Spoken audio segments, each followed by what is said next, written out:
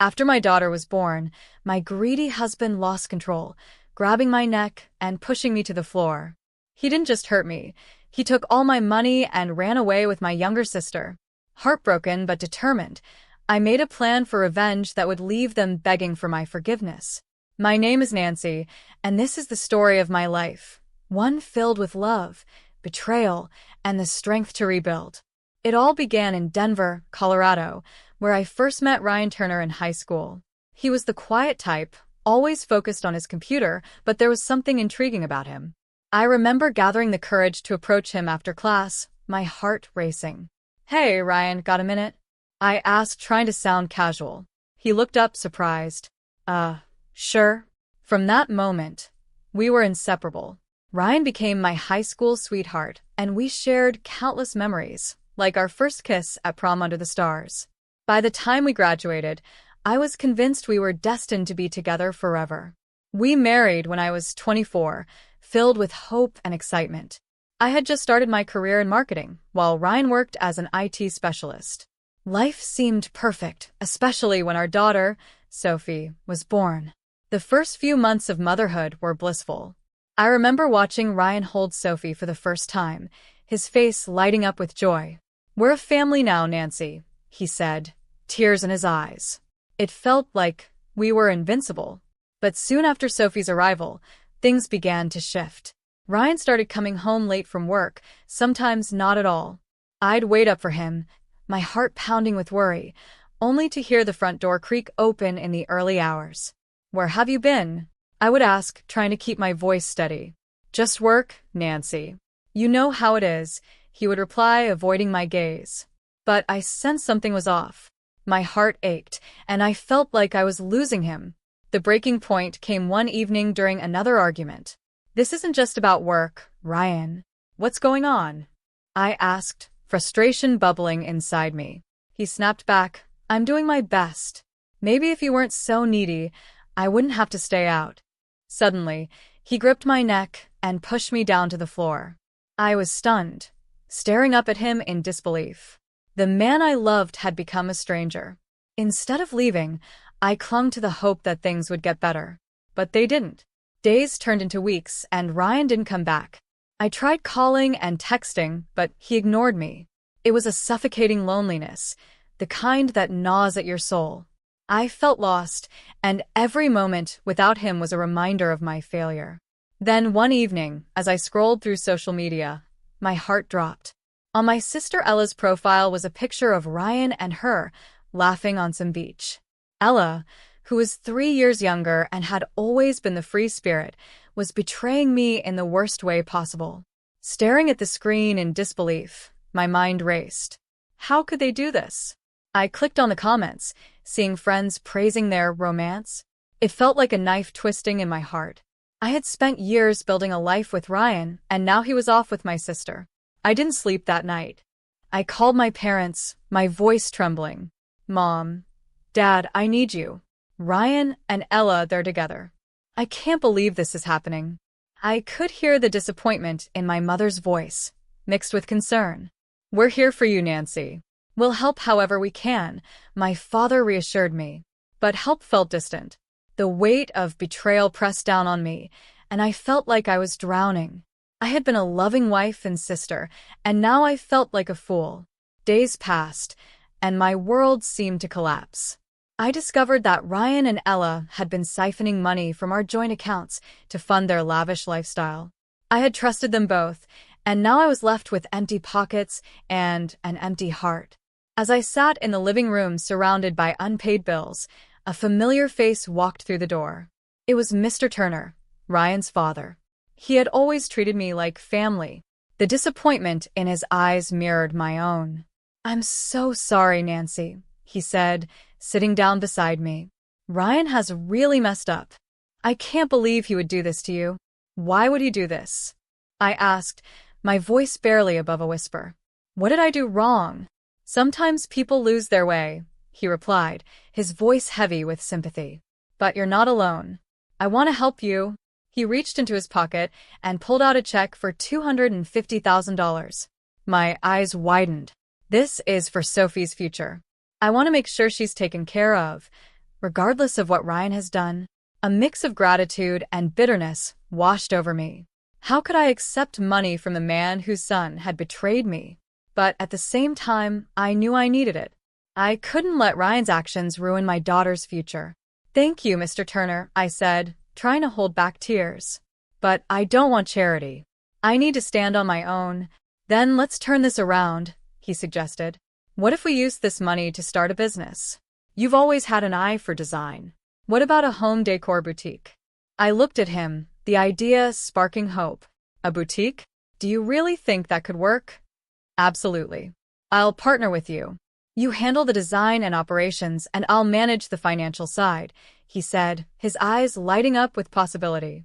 I realized this could be my chance to reclaim my life. I could channel my pain into something productive. "Let's do it," I said, determination flooding my veins. As the days turned into weeks, we planned every detail of the shop, which we decided to call Elegant Interiors.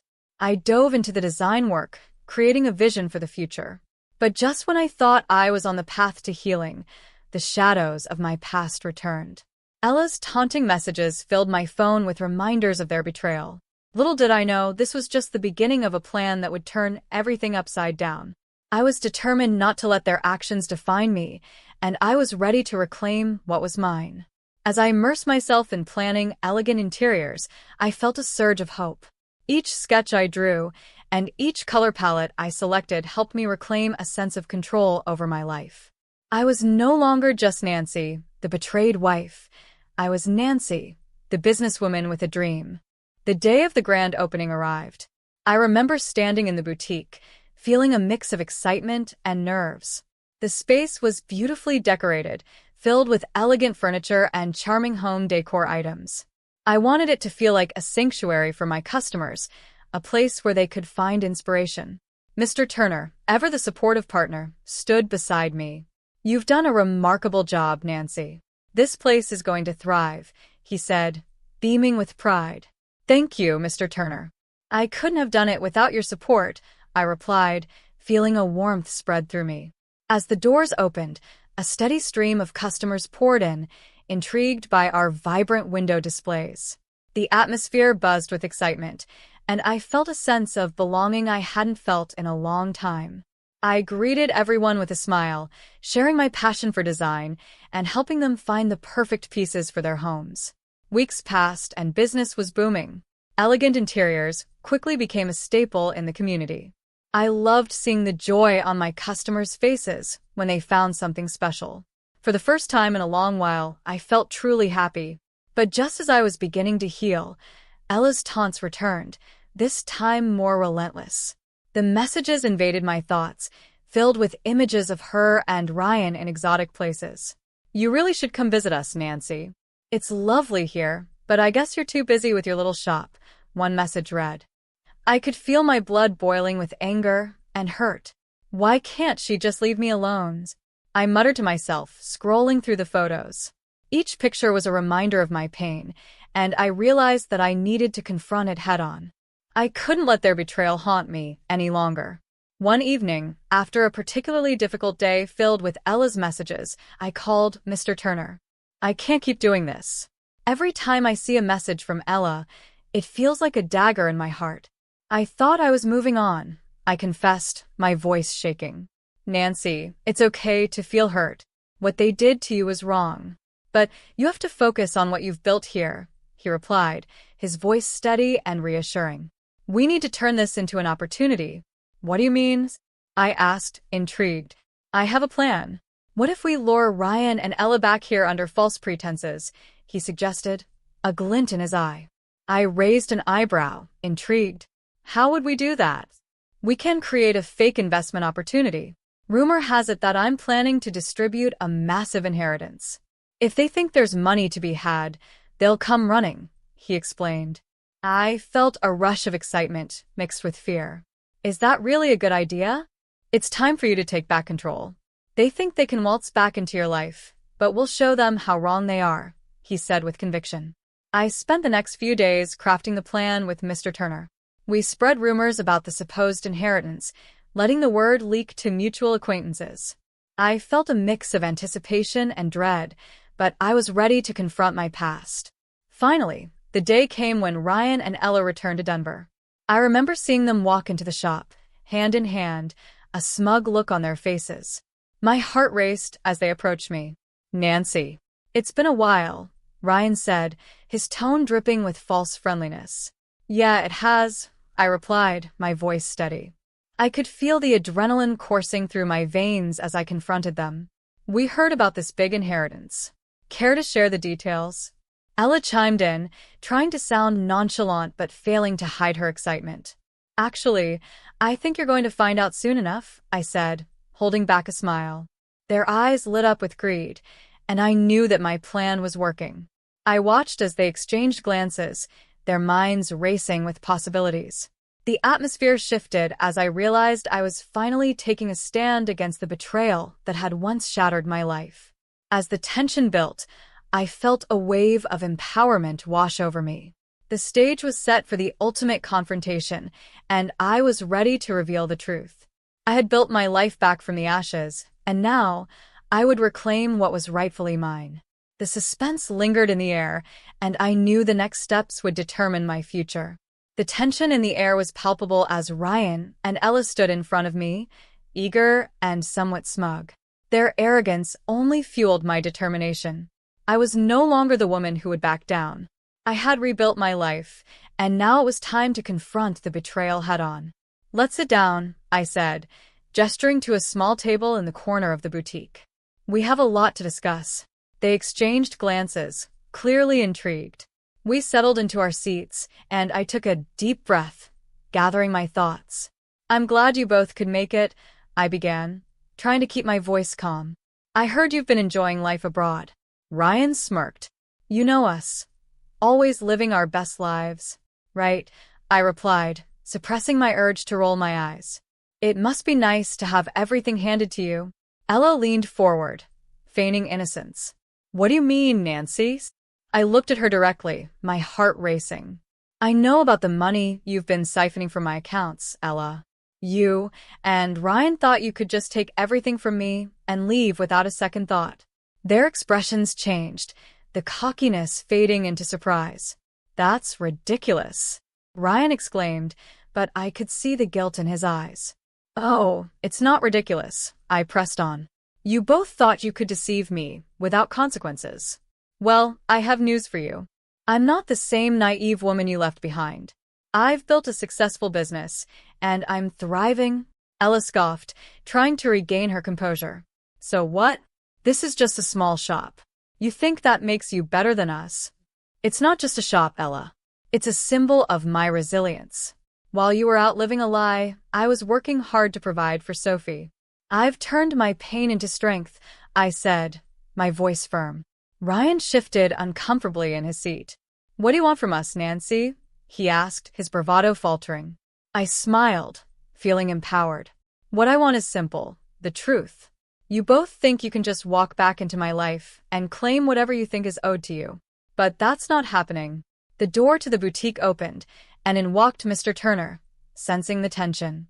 He took a seat next to me, offering silent support. "Nancy is right. You need to understand the gravity of your actions," he said, looking directly at Ryan and Ella. "We've come back for the inheritance," Ella insisted, her desperation showing. "You can't just shut us out." "Actually, you're mistaken," Mr. Turner said, his voice steady. "I've already made arrangements to transfer all my wealth to Sophie. You're not entitled to anything. The choices you both made have consequences." The shock on their faces was priceless. Ryan's mouth fell open as he processed the information. "You can't be serious. We've been counting on that money." I leaned in closer, relishing the moment. "You thought you could manipulate me into giving you what you wanted? You both took everything I loved and threw it away. Now it's your turn to face the truth." Ella's eyes flashed with anger. "You think this is over? You think you can just push us away? We're family." "Family doesn't betray one another," I countered. "You lost that title the moment you chose greed over loyalty." Ryan and Ella sat in stunned silence, the reality of their situation finally hitting them. I felt a wave of relief wash over me. I had stood my ground, and now I was ready to move forward without their shadows looming over me. As they finally rose to leave, I could see the defeat in their eyes. I had reclaimed my power, and I knew that this was just the beginning of my new life. With every step they took away from me, I felt lighter, ready to embrace the future with strength and confidence.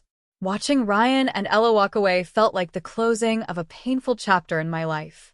The weight that had settled on my shoulders for so long began to lift. I turned to Mr. Turner, a mix of gratitude and determination filling my heart. "Thank you for your support," I said, my voice steady.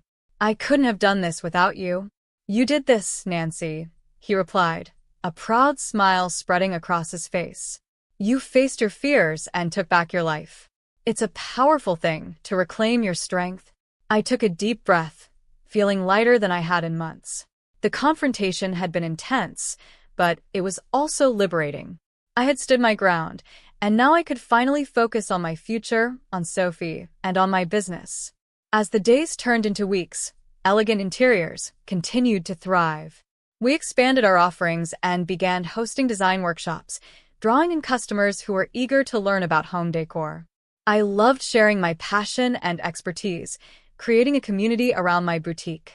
With every passing day, I felt more like myself, a woman who had risen from the ashes of betrayal to build something beautiful.